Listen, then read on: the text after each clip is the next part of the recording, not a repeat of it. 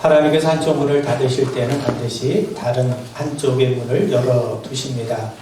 우리 요셉 잘 아시죠? 요셉이 아버지 야곱의 지극한 사랑을 받고 살지 않았습니까? 그 증표를 그는 채색 옷을 입고 살았어요. 그런데 형들의 시기심으로 인해서 아버지의 사랑의 문은 닫히고 요셉은 애굽의 종으로 끌려가게 됩니다. 하나님의 뜻은 요셉을 애굽에 보내셔서 장차 이말 무서운 풍년과 흉년, 기근에서 애굽과 야곱의 집안을 살리고자 하시는 겁니다. 그래서 하나님은 아버지 야곱의 문을 닫으시고 애굽의 문을 활짝 열어놓으신 겁니다. 그렇게 요셉은 애굽의 종으로 팔려가죠. 그런데 요셉은 성실했음에도 정직했음에도 불구하고 보디발의 아내를 유혹을 뿌리친 대가로 왕의 죄수를 가두는 감옥에 갇히게 됩니다. 하나님께서 또 다른 문을 여신 겁니다. 요셉은 그 감옥에서 애굽 왕 바로의 두 정치적인 측근, 정치적 실세들을 만나게 되죠. 요셉이 어떻게 애굽의 정치 실세들을 만날 수 있었겠습니까? 우연처럼 보이지만 모든 일에는 한치의 오차 없이 행하시는 하나님의 놀라운 섭리가 있었던 겁니다. 하나님은 그를 애굽의 감옥에 보내셨고 거기서 두 정치 실세를 만나게 하심으로 장차 바로에게로 가는 문을 활짝 열어놓으셨던 겁니다. 여러분, 요셉은 사랑받는 아들에서 애굽의 종으로 또 종에서 감옥으로 내려가는 자신의 모습을 보면서 왜 이런 일이 내게 이루어지고 있는지 아마 대단히 의문스러웠을 겁니다. 그런데 훗날 그는 하나님께서 닫으신 문은 자신을 가두시기 위해서가 아니라 그가 들어가야 될 진짜 문으로 인도하시기 위함이었다는 것을 깨닫게 되죠. 사랑하는 성도 여러분, 하나님의 문을 닫으실 땐 닫힌 문에서 서성거릴 것이 아니라 하나님이 열어놓으신 또 다른 문이 있음을 기억하시고 그 문으로 나아가야 됩니다. 그렇다면 그 문이 무엇이겠습니까? 바로 하나님 자신이에요. 그런 의미에서 문이 닫혀졌다는 것은요, 하나님께로 오라고 하는 신호가 되는 겁니다. 히스기야 때 아수르가 침입해 왔어요. 처음에 히스기야는 전쟁을 모면하기 위해서 성전에 금은 보화를 갖다 바쳤습니다. 그리고 몰래 은밀하게 애국과 동맹을 맺어 아수르를 공격할 준비를 하게 되죠. 그런데 히스기야의 계략을 간파한 아수르 왕은 아예 이번에는 예루살렘을 멸망시키기 위해서 성주위를 둘러싸게 됩니다. 그리고 왕은 신하 랍사게를 보내서 세 가지로 왕과 백성들을 압박하게 이릅니다. 우리가 읽지는 않았지만 10절에 보시면 너희는 유다의 왕 히스기야에게 이같이 말하 이르기를 네가 믿는 네 하나님이 예루살렘을 아수르 왕의 손에 넘기지 아니하겠다는 말에 속지 마라. 자, 여러분, 하나님을 불신하게 만들어요. 그는 하나님의 약속을 착각이나 기만으로 치부하게 만듭니다. 하나님을 거짓말장애로 몰아가서 하나님은 믿을 만한 분이 아니라고 여기게 만들고 있어요. 하나님이 유다를 지키지 않으신다는 거예요.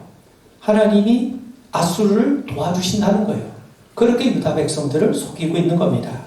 그리고 11절에 보면 아수르의 여러 왕이 여러 나라에 행한 바 진멸한 일을 네가 들었나니 네가 어찌 구원을 얻겠느냐. 자, 여러분, 그 왕은요, 역사적 근거를 제시하면서 아수르의 왕들이 주변 나라들을 진멸한 사실들을 제시합니다. 우리 조상들이, 우리 앞선 선대 왕들이 이러이런 여러 민족의 왕들을 멸망시켰다는 거죠. 그는 눈에 보이는 현실과 통계를 들이대면서 하나님을 바라보지 못하게 만듭니다. 자, 여러분, 우리가 하나님을 바라보지 못하면 우리는요, 세상을 따라가게 되어 있고 눈에 보이는 구체적인 데이터에 심취하게 되어 있는 겁니다. 그리고 12절과 13절을 보시면 그는 하나님이 무능한 무능한 분으로 비하하고 있어요. 아수르 왕들이 멸망시킨 왕들과 지명들을 거명하면서 그들의 신들과 마찬가지로 하나님께서도 아수르 왕 앞에서는 당신의 백성들을 구원하지 못할 거라고 하는 겁니다. 아수르 왕들 앞에 여러 민족들이 멸망하는 모습을 보면서 그들의 신들이 자기 백성을 구원하지 못하는 모습을 보면서 이번에도 하나님이 유다 백성들을 구원하지 못할 거라고 지금 이렇게 제시하고 있는 거죠.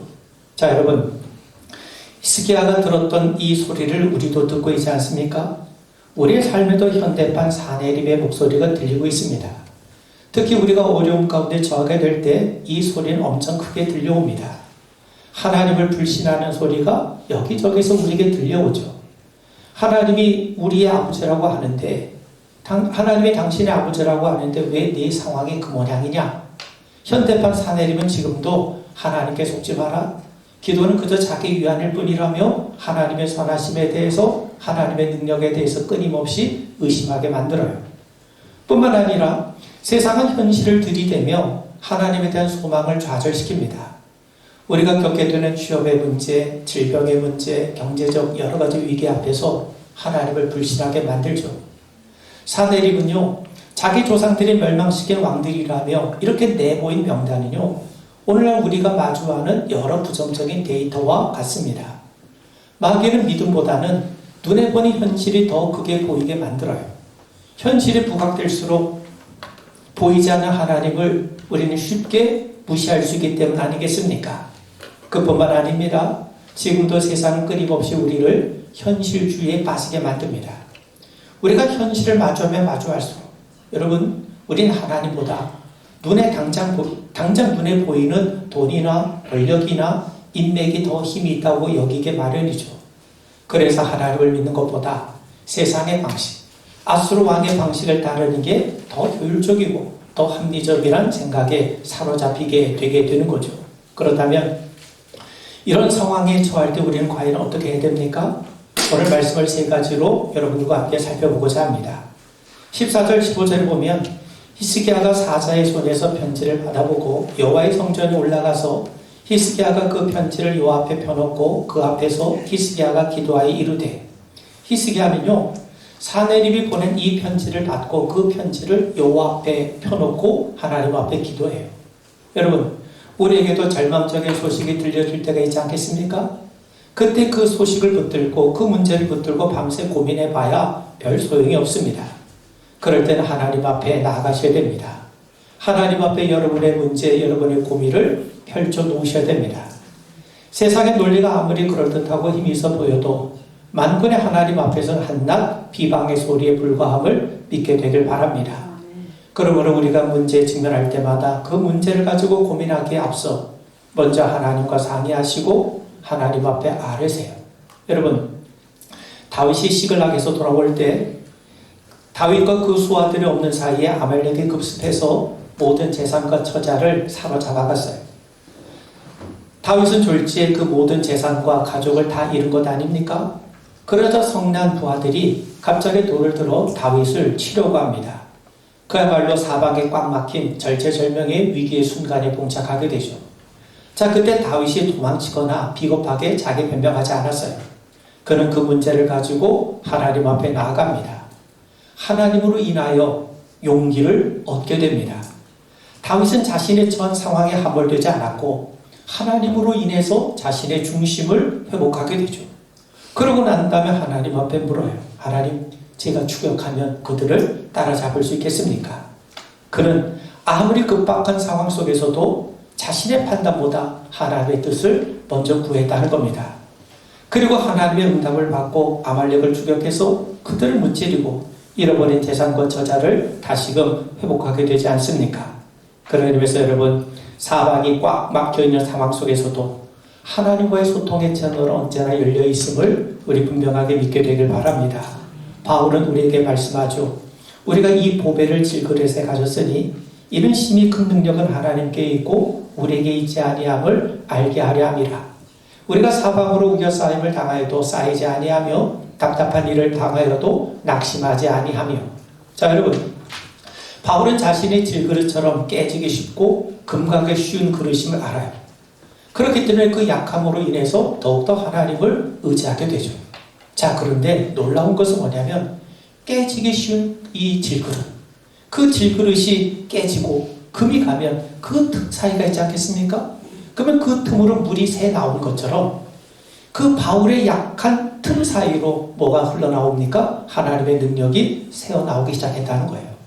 그리고 그 능력으로 수많은 사람들에게 복음이 전해지는 일들이 이루어졌다는 겁니다.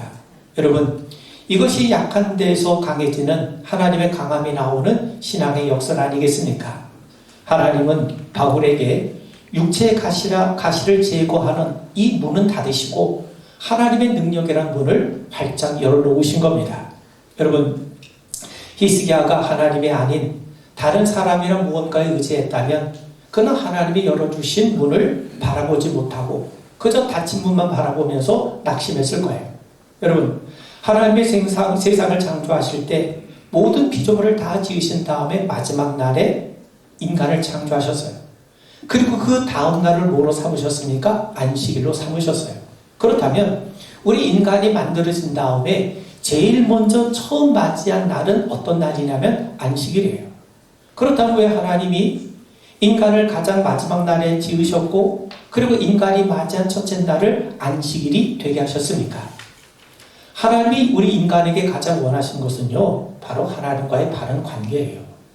하나님과 바른 관계를 맺고 사는 것, 하나님의 영광을 위해 사는 것, 하나님을 예배하며 사는 것이 하나님 앞에 가장 귀한 것이기 때문에, 그것이 우리 인간에게도 가장 귀한 것이기 때문에 하나님께서 그렇게 행하신 겁니다. 하나님과 바른 관계 맺은 사람, 하나님과 친밀한 관계를 맺는 사람은요, 하나님 앞에 나아가는 것이 전혀 어색하지 않아요. 그리고 자주 나가게 되죠. 예수님께서 마태복음 13장 12절에서 무릇 있는 자는 받아 넉넉하게 되되 없는 자는 그 있는 것도 빼앗기리라 말씀하시죠. 흔히 경제학에서 마태 효과라고 불리며 부익부 빈익빈 현상을 설명할 때 이 말씀이 자주 인용됩니다. 근데 이 말씀을 우리 신앙, 영적인 삶에 적용해 보면 하나님 앞에 나아갈수록, 그분을 신뢰할수록, 그분 앞에 기도할수록 우리의 영적 자산은 더욱더 쌓여져 더 깊은 관계로 나아가는 반면에 우리가 하나님 앞에 나아가지 않고 우리의 기도가 쉬면 쉴수록 그나마 있던 영적인 감각마저도 무뎌지게 됩니다. 하나님께 나아가는 사람, 기도하는 사람은요, 영혼이 예민해지게 되죠. 그래서 하나님의 세미한 음성을 듣는 경우가 많아져요. 반면 하나님을 등지는 사람, 기도를 쉬는 사람은요, 큰 은혜가 우리 가운데 임해도 그걸 바라보지 못합니다. 기도 응답을 경험한 사람은요, 하나님에 대한 신뢰가 쌓이다 보니까 더 하나님 앞에 나아가 기도하게 되죠. 반면 기도를 하지 않으면요, 응답을 경험한 일이 별로 없기 때문에 기도해도 별거 없네 하며 그나마 있던 기도 시간마저도 사라지게 됩니다. 여러분, 운동을 매일 하는 사람은 근육이 붙기 때문에 더 무거운 무게를 들 수 있어요. 기도를 꾸준하게 하면 하나님께도 더 가까이 나아가면 나아갈수록 우리의 영적인 체력이 좋아지기 때문에 웬만한 문제가 우리에게 닥쳐와도 흔들리지 않습니다. 근데 평소 운동하지 않은 사람은요, 조금만 뛰어도 숨이 가쁘죠. 기도하지 않은 사람은요, 5분 기도하기가 벅찹니다. 이처럼 은혜의 세계에도 부익부 빈익빈 현상이 발생하는 겁니다. 그래서 있는 자는 더 많이 받는다는 말은요, 탐욕을 부추기는 말이 아니라 은혜를 사모하는 자에게 하나님의 은혜가 더 풍성하게 임한다는 거예요. 특히 고난 중에서도 하나님의 뜻을 구하는 성도들에게는요, 하나님께서 은혜 외에 평강이라고 하는 보너스까지 함께 허락해 주실 때가 많은 겁니다. 여러분, 기도는 깊은 우물과 같아요. 우물을 매일 퍼쓰면 물길이 트여서 물이 끊이지 않고 더 맑아지죠. 반면 물을 퍼올리지 않고 방치한 우물은 바닥이 마르고 먼지가 쌓이기 쉽습니다. 나중엔 그 자리가 원래 우물이었던 사실조차도 잊어버리게 돼요. 사랑하는 성도 여러분, 기도는 하나님과 연결되는 거예요. 우리가 기도하지 않는 것은요, 하나님과의 연결관계를 끊어버린 것 아니겠습니까? 히스기야처럼 하나님을 찾으시고 하나님 앞에 나아가십시오. 하나님께서 자신을 찾는 자들 한 번도 거절하신 적이 없음을 우리 분명하게 믿게 되길 바랍니다. 여러분, 히스기야는요, 절박한 문제를 하나님께로 가지고 나갔어요. 근데 그는 곧바로 자신의 간구를 쏟아내지 아니하고 먼저 하나님이 어떤 분이신가를 고백하고 묵상합니다. 15절을 보면 그룹들 위에 계신 이스라엘 하나님 여호와여, 주는 천하 만국의 홀로 하나님이시라. 주께서 천지를 만드셨나이다. 그가 고백하는 하나님은 그룹들 위에 계신 이스라엘의 하나님 여호와시라는 거예요.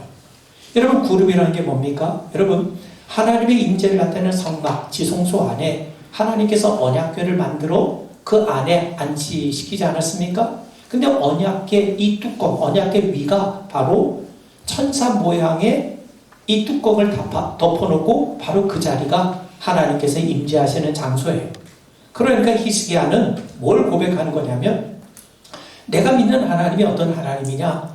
천지를 창조하신 하나님, 세상을 주관하신 하나님, 그리고 우리 이스라엘 백성들이 출애굽한 이후 광야 생활하는 동안 수많은 적들과 전쟁을 할 때 함께 싸우셨던 하나님, 그 하나님이심을 기억하면서 이번에 아수르와의 전쟁에서도 싸워주실 것을 믿고 간구했던 겁니다.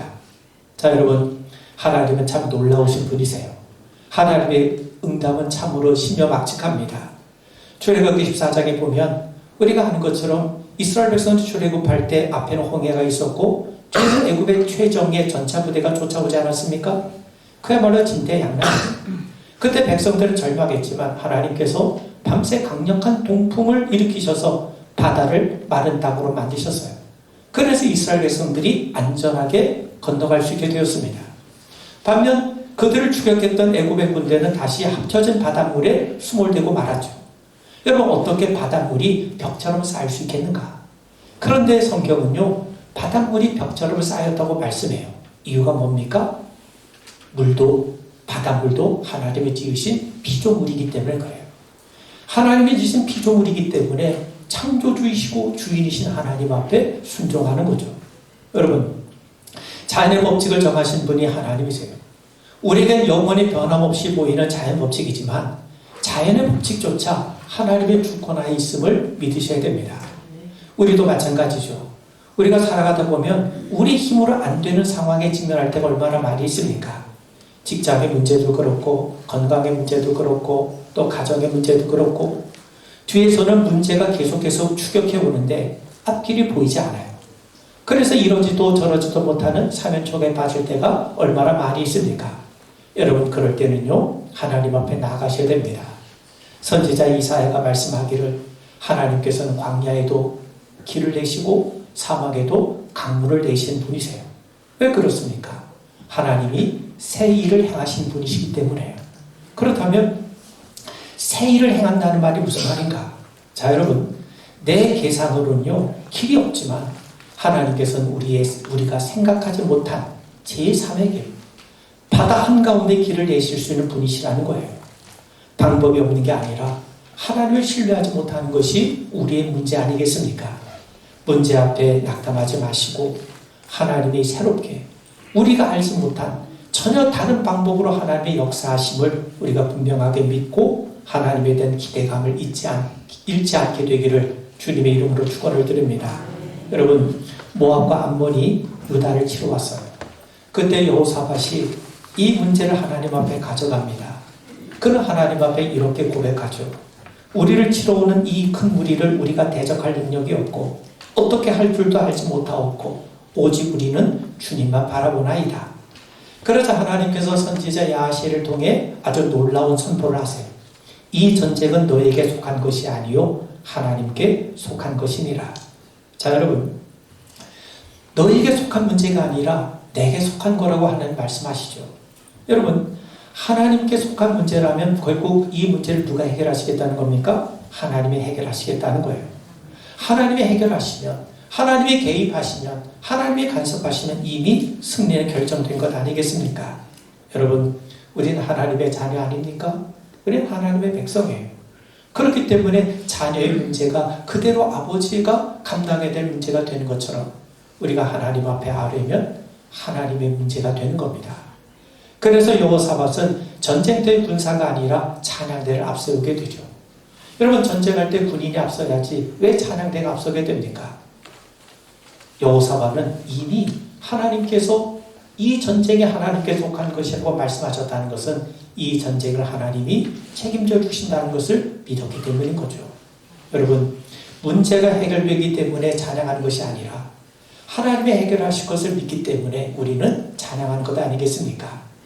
성경은 그들이 찬양할 때 하나님께서 복병을 두셔서 적들을 치셨다고 말씀합니다. 어떤 상황에서도 선하심을 믿고 찬양하십시오. 찬양이란 단지 노래하는 것이 아니라 내 인생의 주권이 하나님께 있음을 내가 인정하고 고백하는 것 아니겠습니까? 그럴 때 고통의 골짜기는 오히려 하나님의 대신 싸워주시는 하나님의 복을 거두는 송축의 골짜기가 될 겁니다. 여러분, 히스기야가 모든 것을 하나님께 맡기자 그날 밤 하나님의 사자가 단번에 아수르의 군사 18만 5천 명을 치셨어요. 여러분, 거대한 압박이나 불합리한 상황에 처할 때마다 하나님 앞에 펼쳐놓으세요. 하나님의 일하심을 기대하십시오. 하나님이 나를 위해 싸우시도록 그 자리를 내어드리는 것이 지혜로운 자의 모습 아니겠습니까? 우리가 믿는 하나님은 과거의 유물이 아니라 우리 앞선 믿음의 선배들만 경험했던 하나님이 아니라 오늘 우리와 함께 하시고 우리의 삶의 현실을 빚어가신 분이심을 믿게 되길 바랍니다. 그리고 마지막으로요, 19절을 보면 우리 하나님 여호와여 원하건대 이제 우리를 그의 손에서 구원하옵소서. 그리하시면 천하 만국의 주 여호와가 홀로 하나님이신 줄 알리이다. 히스기야 기도의 정점은 하나님의 영광이었어요. 여러분, 엘리야가 갈멜산에서 우상 숭배자들과 대결할 때 그가 바랬던 것은 단지 하늘에서 불이 내리는 기적이 아니었습니다. 하나님이 하나님이신 것과 엘리야가 하나님의 종인 것과 그리고 이 모든 기적은 엘리야의 능력이 아니라 하나님의 말씀대로 이루어진 것을 백성들이 제대로 알게 해달라는 거였어요. 그러니까 여러분, 엘리야가 원한 것은 자신의 승리가 아닙니다. 하나님이 참된 하나님이심이 드러나서 모든 백성들이 하나님을 제대로 알게 되고 제대로 믿게 되고 하나님께로 마음을 돌이키고 하나님만을 경외하게 하기 위해 하나님의 역사를 소망하고 기도했던 거예요. 자, 여러분, 오늘날 수많은 사람들이 하늘에서 불이 내리는 것을 갈구하지 않습니까? 그런데 불이라는 것은요, 엘리야의 위대함이 아니라 어둠에 갇힌 우리들에게 진짜 우리의 주인이 누구신가? 진짜 우리의 참된 주인이 누구신가? 바로 하나님이심을 환하게 밝혀주는 불빛인 겁니다. 엘리야 당시 백성들은 가뭄에 시달렸어요. 그래서 비를 준다는 바알을 따랐지만 그들에게 필요한 것은 비가 아니라 비를 주관하신 분이 하나님이심을 그들이 온전히 믿고 깨닫게 되는 겁니다. 문제 해결보다 더 중요한 건 뭐냐? 하나님을 온전히 우리가 알게 되는 겁니다. 히스기야도 두 가지를 간구합니다. 아수에서 건져달라는 거죠. 그리고 이것을 통해 온 세상이 하나님을 알게 되는 일들이 이루어지게 해달라는 겁니다. 여러분, 참된 기도, 참된 신앙은요, 단지 문제 해결의 차원을 뛰어넘어서 하나님을 하나님으로 알게 되는 자리까지 이르게 되는 거예요. 내 기도가 응답되는 것을 뛰어넘어서 하나님의 뜻이 내 삶 속에 성취되는 것, 그 자리까지 이르게 되는 것 아니겠습니까? 우리가 그렇게 되면 우리 내 뜻이 이루어지는 것보다 하나님 그분 자체가 우리의 삶의 유일한 목적이 돼요. 내가 원하는 결과가 아니더라도 하나님은 여전히 선하시고 하나님은 여전히 옳으신 분이심을 고백하게 됩니다. 여러분, 우리는 여러 가지 간절한 기도의 제목이 있을 때 무조건 들어달라 매달리기 얼마나 쉽습니까? 그럼에도 하나님, 이런 상황에서도 하나님의 살아계심이 드러나고 하나님의 선하심이 드러나게 해주십시오.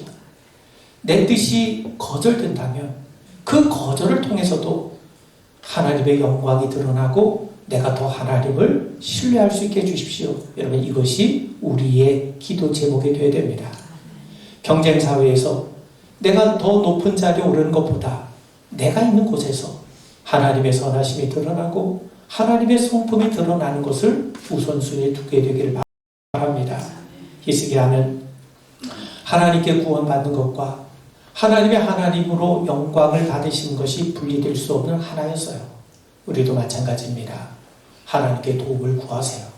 동시에 내 삶을 통해서 하나님의 하나님 되심이 드러날 수 있게 해달라고 간구하십시오.